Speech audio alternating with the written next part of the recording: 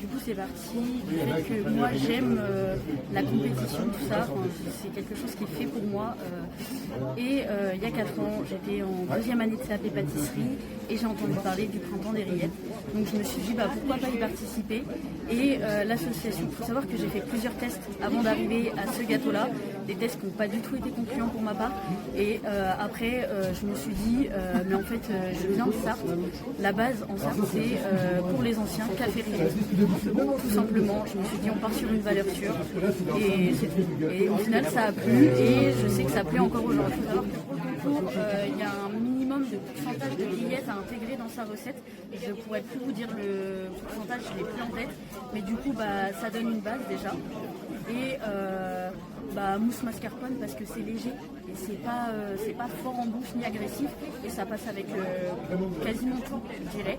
Et du coup l'insert café parce que je voyais pas comment intégrer le café autrement qu'en dessert comme ça. Personnellement, j'ai jamais eu de retour négatif.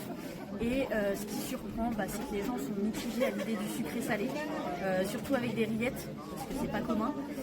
Et les gens sont surpris parce que finalement c'est agréable en bouche et que ça se mange très facilement en dessert parce qu'on n'a pas le côté salé des rillettes.